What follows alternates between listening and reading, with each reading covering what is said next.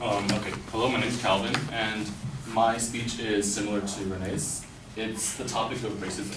So I will be using Brock Turner's case in my proposition. Okay. My statement is how America's judgment is defined by racism. The reasons are because there's racial discrimination in the law system, and the ways in favor of the non-colored people. Second is social media and how it provides everybody with a voice. And third one is how police treat the minority differently from whites. For the the racial discrimination in the law system, the case with Brock Turner, I will be comparing that case to another study, which is Brian Banks' study. Brock Turner was a student athlete in Stanford who was a swimmer, and he was accused of 5 allegations of rape, assault, and sexual assault during his time. But he was at a party when this happened, and she did give him consent. So she did let him. They did have sexual relations, but not no penetration. So she was not giving him consent for the sexual intercourse, but she did have they did kiss, and they did have that sort of thing. But then once that reached the point where there was penetration, she said no, but then he still went along with it, and he did get spotted by 2 people. So it was there was a victim, and there were people who did see the assault happening. For Brian Banks, he was an all-star high school football student who was accused of rape when he was 16 years old, but there was no witness. And the difference is how they went along with the case because he was an African-American black male. And he was sentenced to 5 years of parole and 5 years, 5 years in prison and 5 years with parole. While compared to Brock Turner's case, it was mentioned before how he was only sentenced to 6 months in prison, while he did get out early because of his behavior, and with only 3 years of parole.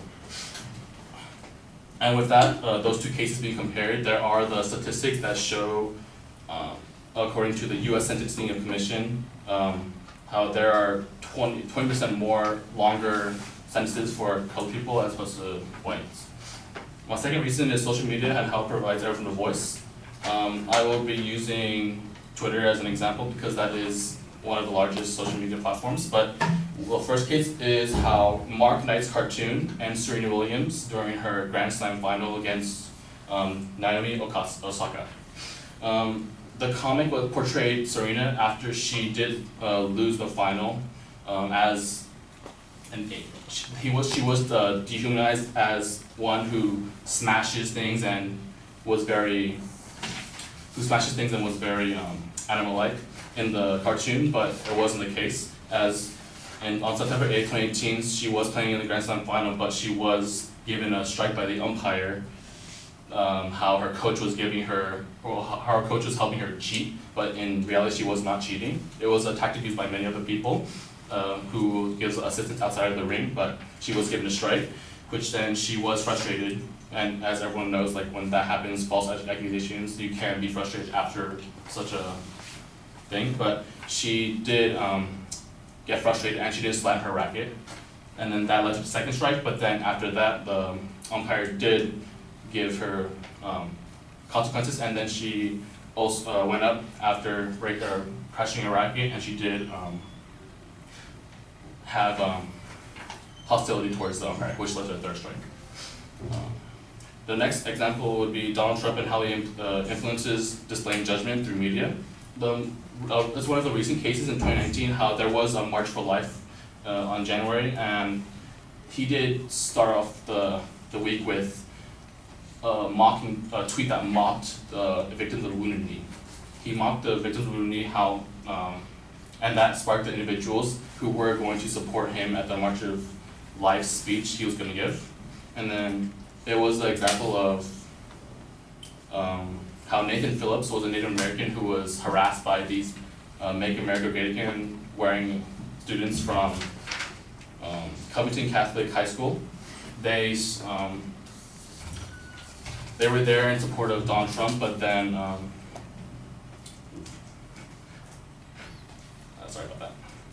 They were there in support for Donald Trump, but then their focus shifted to the Native American Nathan Phillips, who was there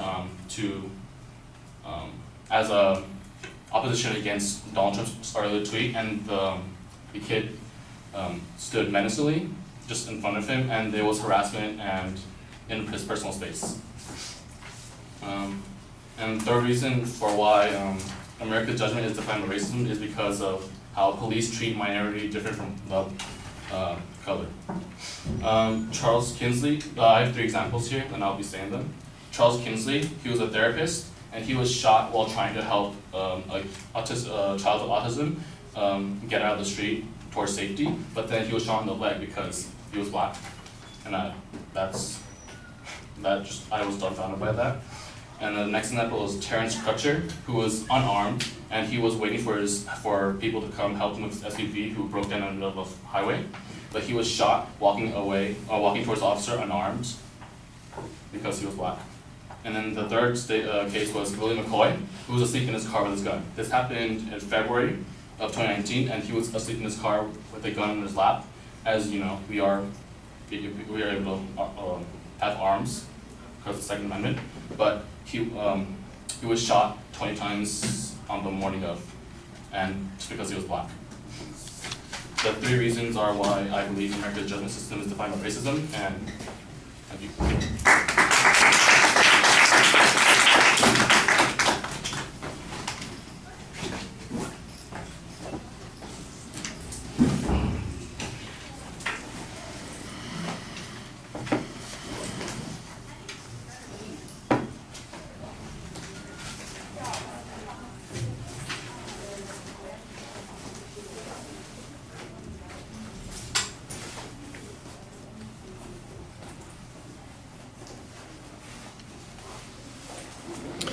Well, the propositions identified, and there is a preview of the contents. Some of those points seem like they are unclear as to how they're related to the main point. The second point especially, I think, is a little bit problematic.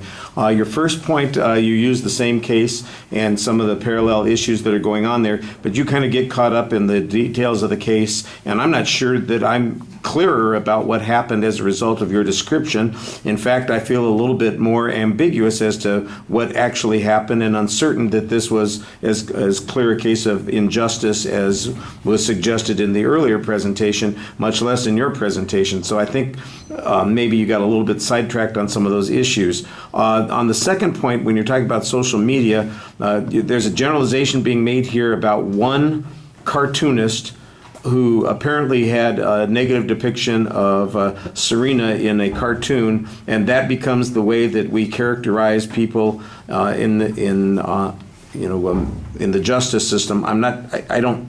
I don't quite see how that is connected to this. There may in fact be racists out there that are using the media to spread these kinds of opinions and points of view. I don't doubt that that's the case, but I'm not even sure this example works.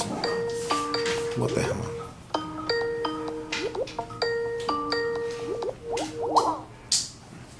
What the hell?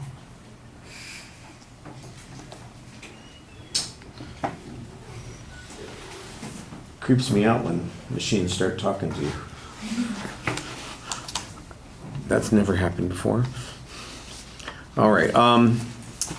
The March for Life example, I think, is largely problematic because there's a whole variety of things here that are not being accurately described, and that will, by itself, this could be a whole argument, and I suspect that when the response speaker deals with it, there'll be a whole discussion about the examples that you're presenting. Oh, okay. That one I was expecting. That is the time limit on the class. And then the three examples that you cite on the last point, you just finished one and you say they were shot because they were black. And I'm going, how do you reach that conclusion? Who said this? They were shot for a variety of, they were clearly shot. I don't doubt that that's the case, that they were shot because they were black. How is that established? You don't say. You just kind of give us a conclusion. So I think the reasoning here is very problematic. All right. I got